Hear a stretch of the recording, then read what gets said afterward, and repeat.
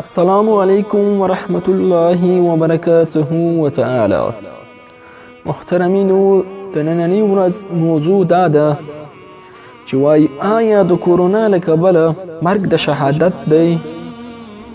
او دوهم سوال دا چې د کورونا له کبله ډیر مسلمانان او غیر مسلمانان مړه سوي دي.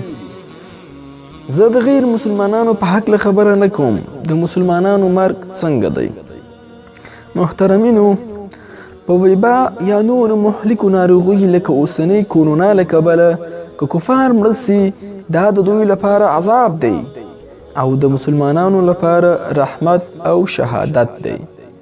دا په صحیح احادیث سره ثابته ده، لکه عن عائشة رضي الله عنها زوج النبي صلى الله عليه وسلم قالت: سألت رسول الله صلى الله عليه وسلم عن الطاعون فأخبرني أنه عذاب يبعث الله على من يشاء وأن الله جعله رحمة للمؤمنين، ليس من أحد يقع الطاعون فيمكث في بلده صابرا محتسبا يعلم أنه لا يسبيه إلا ما كتب الله له إلا كان له مثل أجر الشهيد. تبراني، أحمد، بخاري. عن عائشة رضي الله عنها، كنز المعال، حديث نمبر 8334. محترمینو، که د وبا څخه مړ سو هغه شهید دی، او که وتښتېدی هغه داسې دی لکه د جهاد د لښکر څخه چې وتښتېږي. ابو داود، طیالسي، مسند، احمد، بخاري. عن عائشة رضي الله عنها، كنز المال، حديث نمبر 4415. مشکات، صفحه نمبر 119. وبا پر هغه چا مسلطه کوي چې خوښ سي. دا د مؤمنانو لپاره رحمت دی. که چیرې په یو ښار کې وبا وي او دغه مؤمن صبر وکړي او دا یقین وي چې هر څه خدای پاک کوي، خدای به دغه مؤمن ته د شهید اجر او ثواب ورکړي. وبا او طاعون زما د امت لپاره شهادت او رحمت دی او د کفارو لپاره عذاب دی.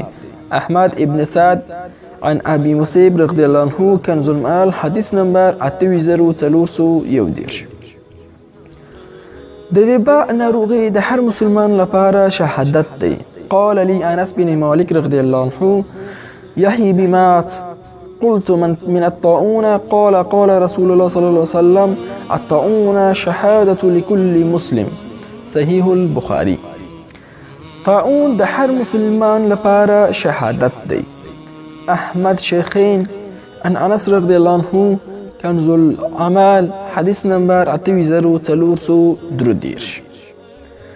د حضرت جابر رضی الله عنه څخه روایت دی چې 2 کسان شهیدان دي. د خدای په لاره کې مجاهد شهید دی. د وبا د ناروغي شهید هغه کس چې اوبو کې ډوب سي، دا شهید دی. په اور کې مړ سي، دا شهید دی. د نس د ناروغي له کبله مړ سي، دا شهید دی. د ماشوم د پیدایش له کبله وفات سي، دا شهید ده. او تر یو شي لاندې سي مړ سي لکه دیوال، دا ټول شهیدان دي.